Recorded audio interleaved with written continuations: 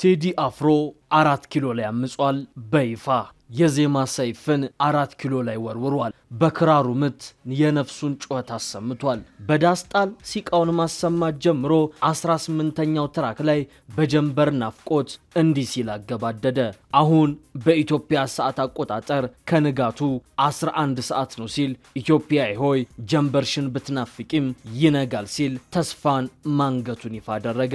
ካለቦታው ሲሆን ወርቅ አይደለም ዝምታ ለበግም አልበጃት 12 ሆና አንድ ነብር ፈጃት ሲልም ተደምጧል። ይህ ከቴዲ አፍሮ ዳስጣል ትራክ አሳማሚ ስንኞች የተቆረሱ ናቸው። የቲም ለማ ስብስቦችን ሙሴ ለማለት ያልደፈረው ቴዲ አፍሮ ዛሬ ባወጣው ዜማ አባይ ለዘዴው በአፍ ይቀድማል አምኖ መከዳት እንዴት ያማል ሲል ተቀኝቶባቸዋል።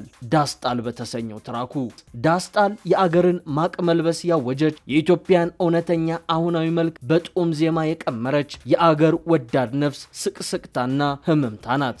ዳስጣል ያስነባል፣ ቆሽት ያሳርራል፣ ያበግናል፣ ያስቆጣል፣ የአገርን ጀንበር ያስናፍቃል፣ ወዮ ኢትዮጵያ የሚያስብላል። ቴዲ ተቀኝቶታል። ዳስጣል ባገሩ ሆኖ ባገሩ ኖሮ ባይተዋር የሆነች ነፍስ ሲቃ ነው። በእርግጥም ዳስጣል ያስለቅሳል። ወገኔ ለኔ ብለህ አልቅስ ያስብላል። ዳስጣል ውስጥን ያነዳል። የቴዲ አፍሮ ዳስጣል ስንኞች የማይፈነቅሉት የውስጥ ህመም የለም። ከአእምሮ በላይ ሆነዋል። እያንዳንዱ ቃል፣ እያንዳንዱ ዜማና እያንዳንዱ እንጉርጉሮ ደረት የሚያስደልቅ ፊት የሚያስቧጭር ነገር አለው። ንጥር ያለ ፍጹም እውነትና ህመም ብሎ በሚያስቆዝም ትካዜ አስጎንብሶ ወረድ ብሎ ወይድ አንተ አትንገረኝ እያለ ቦኔና ቁጭት ያንቀለቅላል። ዳስጣሉ እያለ አስጀምሮ አንሳው ባንዲራውን በሚል ቁጣ ይግለበለባል። እጅጉን ያስገርማል። በዳስጣል ቴዲ 4 ኪሎ ላይ አምጾ አልሳሳም ለነፍሴ አገሬ እየሞተች ነው ብሏል። በጀንበር ትራኩ ተስፋውንና ስጋቱን አጋርቷል። በአዞምባ ስንኙ ደግሞ በተለያዩ የአገሪቱ ክፍሎች በማንነታቸው ብቻ ተለይተው በግፍ ለተገደሉ ንጹሃን ወገኖች እንዲሁም ከቀያቸው ለተፈናቀሉ የአካልና የስነ ልቦና ጉዳት ለደረሰባቸው ኢትዮጵያውያን መታሰቢያ አድርጓል። ስምምነ በተሰኘው የጉራጌኛ ስራው ደግሞ ከሌለች ኢትዮጵያውያን እንደማይኖሩ መበታተን ልክ እንደ ብናኝ ረብ እንደሌለው ከዘር ተልቆ ቢታይ ኢትዮጵያን የማይለያዩ እንደሆኑ ገልጾበታል። ኢትዮጵያን የወጋሽ ወጋ የጎዳሽ ጎዳ ሲል ዘፍኖላታል። የቴዲ አፍሮ አዲሱ አልበም ኢትዮሪካ በአስደናቂ አገራዊ ስሜቶች የሚያንቀለቅሉ ዘፈኖች የታጀበ ሆኗል።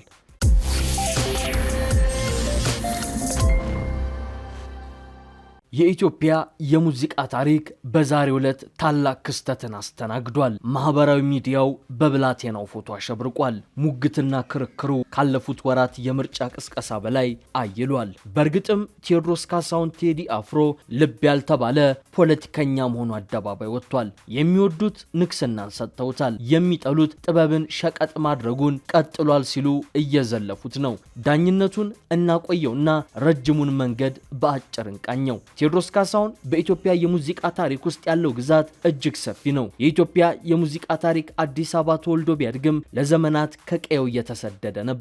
ከጥላሁን እስከ ኤፍሬም ታምሩ፣ ከብዙነሽ በቀለ እስከ አስቴር አወቀ የተዘረጋው መንገድ ገራዱን ቢዘክርም አባሻውልን ቢያስታውስም ለራሱ አድባር ግን ስፍራ አልነበረውም። የአፈወርቅ ዮሐንስ ዘመን የይልማና አበበ ቀመር ጎጃምን ቢያስናፍቅም ሐረርን ቢያስመኝም አርሲ ወስዶ ትግራይ ቢመልስም ስለ መዋያና ማደሪያው ግን ብዙ አልተጨነቀም። ይሁንና ቴዎድሮስ ካሳሁን በ1993 አልበም ሲያወጣ አብዮት የታጠኑት የ4 እና 6 ኪሎ ጎዳናዎች ቀና አሉ።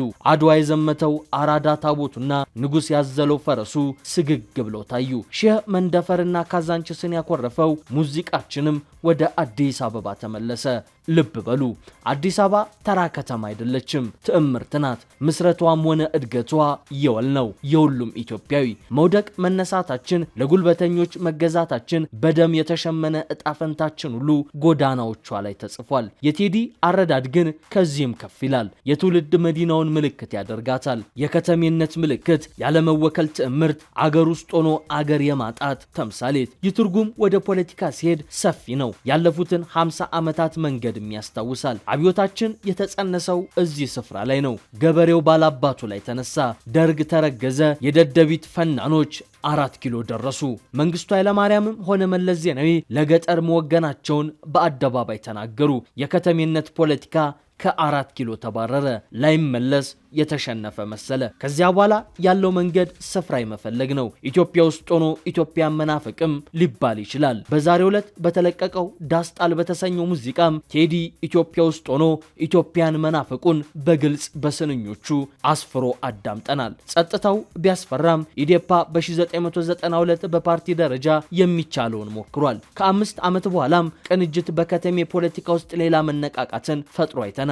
ይህም ሆኖ የቴዲ አፍሮ ተጽዕኖ የላቀ ይመስላል። አዲስ ንጉስ እንጂ ለውጥ መቼ መጣ ብሎ ከፊት ከተፋለ።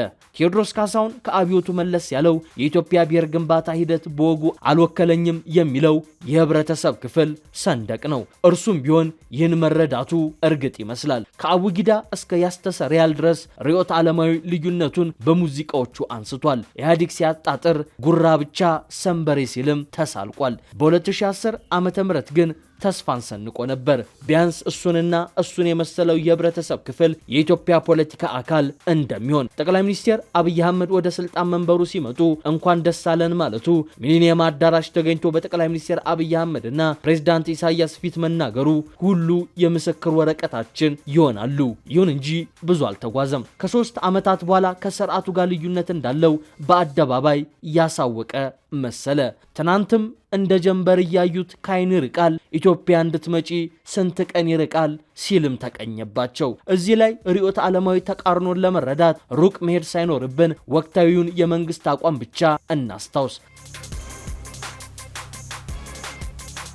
ዛሬ ብልጽግና ፓርቲ ኢትዮጵያ መቃብሩን ፈንቅላ ተነስታለች ብሎ ያምናል። ለትንሣኤ በዓል ጠቅላይ ሚኒስትሩ ያስተላለፉትን የመልካም ምኞት ቃል እንዋስና ኢትዮጵያ መግነዙን ፈተዋለች፣ መቃብሩን ፈንቅለዋለች በማለት አብይ ተናግሯል። ቴዎድሮስ ካሳሁን ግን በዚህ የጠቅላይ ሚኒስትር አብይ አህመድ ሐሳብ አይስማማም። የሚናፍቃትን ኢትዮጵያ ገና እየጠበቀ ነው። በዛሬው ዕለት ባሰራጨው ጀንበር በተሰኘው ስንኙም ኢትዮጵያ 11ኛ ሰዓት ላይ ናት፣ አገሬ ውስጥ ሆኜ አገሬ ናፈቀችኝ ሲል ሐዘኑን የነፍሱን ጩኸት አሰምቷል። ልዩነቱ የሳሙኤል ቤኬትን ዌይት ፎር ጎዶት የሚያስታውስ አሊያም እንደ አይሁድ አምላክ ሰውን ሊያድን ተወልዷል አልተወለደም መከራከሪያ አይደለም፣ ፖለቲካ ነውና ያስፈራል። ቴዲ አፍሮ በ2013-14 ዓ.ም በአደባባይ ኢትዮጵያ አልመጣችም እየመጣችም አይደለም ካለ በኋላ በዛው አልጠፋም። ካለፈውም የጠነከረ ትችት አዝሎ ዳግም ከ1 ዓመት በኋላ ተከሰተ።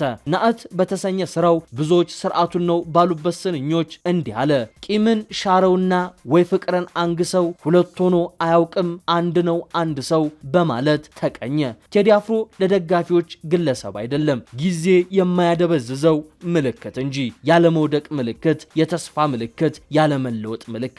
እርሱም ቢሆን ላይከዳቸው ለራሱ ቃል የገባ ይመስላል። ብዙ ሰው ልብ ብሎ መስማቱን ብንጠራጠርም ቴዲ አፍሮ እንደ ሎሬት ጸጋዬ ገብረመድህን አዋሽ ግጥም እንደ ባለቅኔው ደበበ ሰይፉ ለራስ የተጻፈ ደብዳቤ መድብል ሁሉ ራሱ ለራሱ አዚሟል። በመግቢያ ስንኞቹ ብዙዎችን የሚያስደንቀውን አልሄዳለኝ ከሚለው ስንኝ ለዚህ አብነት እንዲሆነን እንቆንጥር። እዩት ይህን ሰማይ ቀይ ኩታ መስሎ ሊሸኘኝ ማለዳ ደናሁን ብሎ ዛሬ ስል ነገ ስል ልቀይር ቦታ የቆረጠው ልቤ ደግሞ አመነታ። ቀይ ኩታ የለበሰው ሰማይ የክፉ ዘመን ዋዜማ ነው፣ ደግሞም የማለዳ ተፈጥሮ ክንብንብ። ቴዎድሮስ በዚህ ተስፋና ስጋት ውስጥ ሆኖ ቦታ ልቀይር ይላል፣ ግን ልቡ እሺ አልላለው ለስደት። ቁም ነገሩ ግን እሱ ብቻ አይደለም። ጥያቄው በቀይ ኩታ የተመሰለው ሰማይ መቼ ይጠራ ይሆን የሚለው ነው።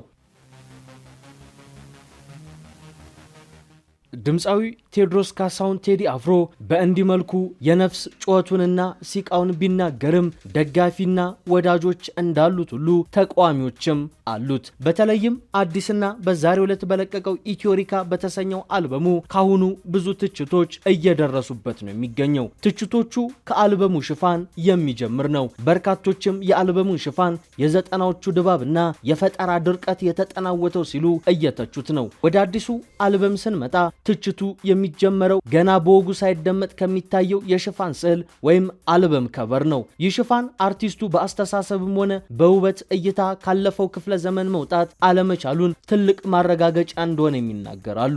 በተለይም የዘጠናዎቹ አባዜ የተጠናወተው የአልበም ሽፋን ነው በሚልም የሚወርፉት አልታጡም።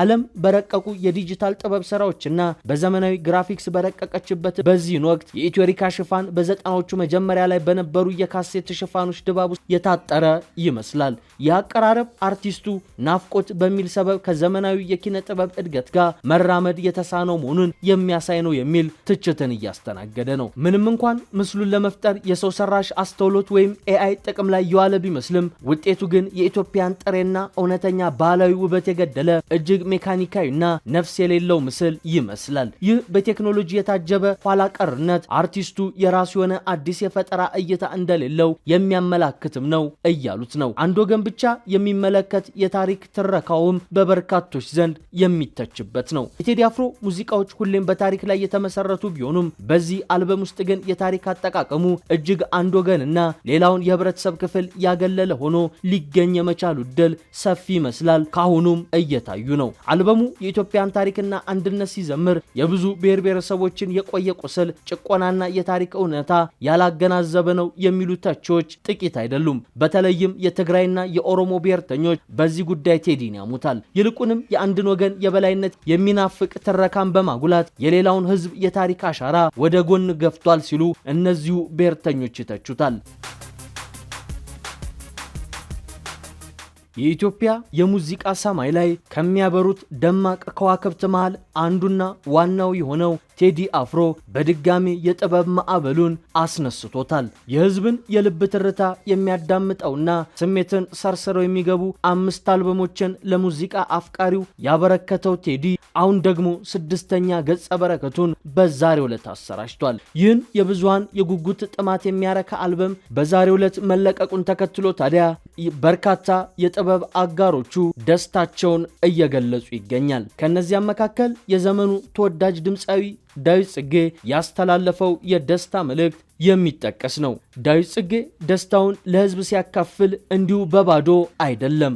በውስጡ ለቴዲ አፍሮ ያለውን ጥልቅ አክብሮት፣ ፍቅርና ትዝታ እያጣቀሰ እንጂ። በሙዚቃው ዓለም ቴዲ አፍሮ የራሱን ዜማዎች በማቀንቀን ብቻ አይታወቅም። ለበርካታ አንጋፋና ጀማሪ አርቲስቶች ድንቅ የሆኑ ግጥምና ዜማዎችን በልግስና በመስጠትም ስሙ ይነሳል። ዳዊት ጽጌም የዚህ ቅንነትና በጎነት ተጠቃሚ መሆኑን ወደኋላ መለስ ብሎ በኩራት ተናግሮታል። ቴዲ ለጥበብ ካለው ጥልቅ ፍቅርና ለስራ ባልደረቦቹ ካለው በጎነት የተነሳ የኔ ዜማ በተሰኘው አልበም ውስጥ የተካተቱትን ቻል ዘንድሮና ባየው የተሰኙ ተወዳጅ ሙዚቃዎችን አበርክቶልኛል በማለት የተደረገለትን የጥበብ ውለታ ምንጊዜም ከፍ ካለ አክብሮትና ምስጋና ጋር በልብ ውስጥ እንደሚያኖረው ገልጿል። ከዚህ ልብ የሚነካ የጥበብ አጋርነት ትውስታ በኋላ ዳዊት ያንን በሚሊዮኖች የሚጠበቀውን ዜና በማጋራት ሁላችንም በጉጉት ስንጠብቀው የነበረው የቴዲ አፍሮ 6ኛ አልበም ይፋ በመሆኑ ታላቅ ደስታ ተሰምቶኛል በማለት